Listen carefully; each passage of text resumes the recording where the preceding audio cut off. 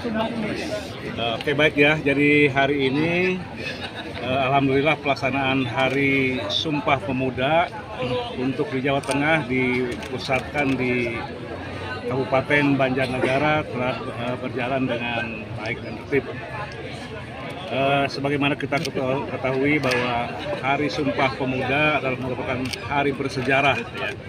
Salah satu hari bersejarah bagi bangsa Indonesia yang dilaksanakan setiap tanggal 28 Oktober. Dan hari ini adalah peringatan yang ke-95. Jadi Hari Sumpah Pemuda ini diperingati adalah dalam rangka untuk mengenang perjuangan, kemudian patriotisme pemuda-pemuda ataupun para pahlawan Indonesia untuk terus berjuang memerdekakan bangsa Indonesia. Dan ini tentunya kita berharap bahwa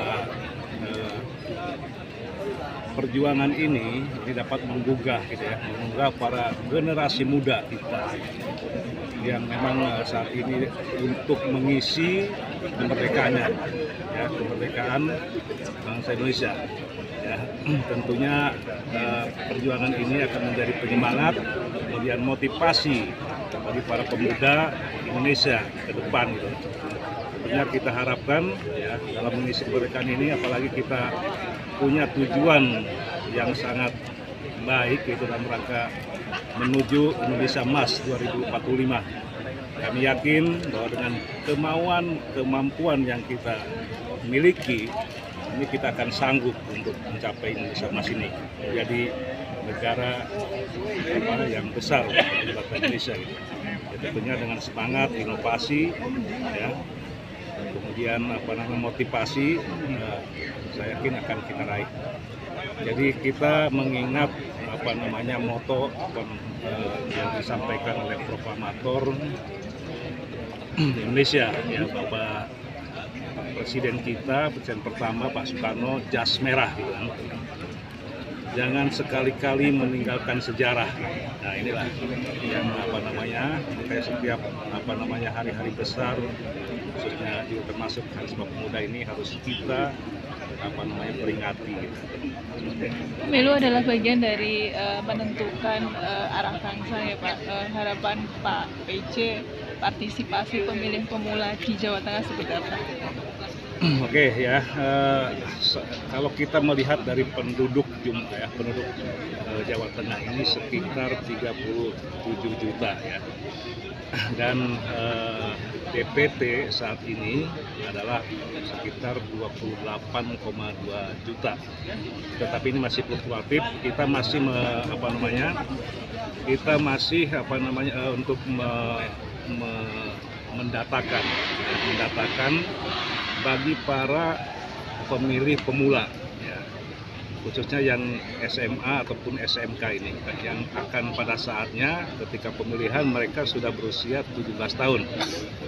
Ini terus kami datakan, ya, dari Pemprov maupun dari kabupaten ini sampai ke tingkat kecamatan untuk mendatakan para pemilih pemula ini. Yang kita ketahui dari data yang ada bahwa di usia milenial, ya, milenial dan generasi Z, ya, itu antara umur 17 sampai dengan 39 tahun, ya.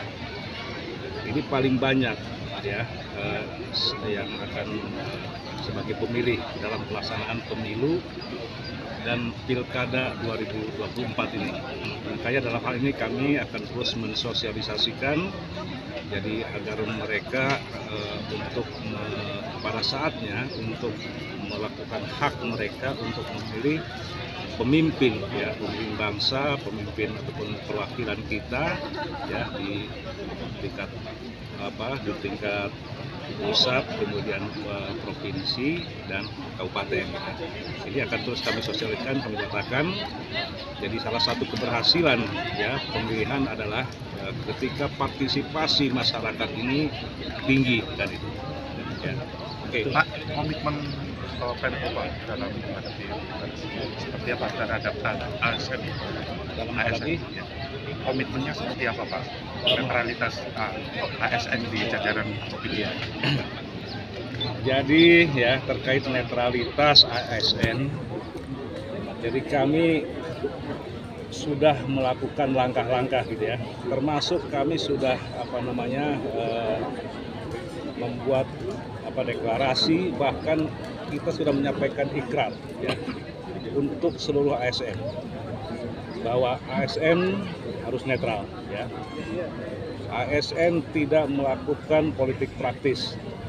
Ini terus kami tekankan dan kami akan berikan sanksi tentunya kan bagi ASN yang akan melakukan politik praktis ini. Misalnya mereka ikut di salah satu partai, mereka apalagi kemudian mereka terlibat dalam kampanye, kampanye.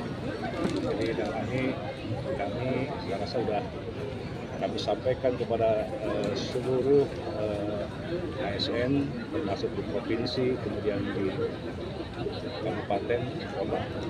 Oke.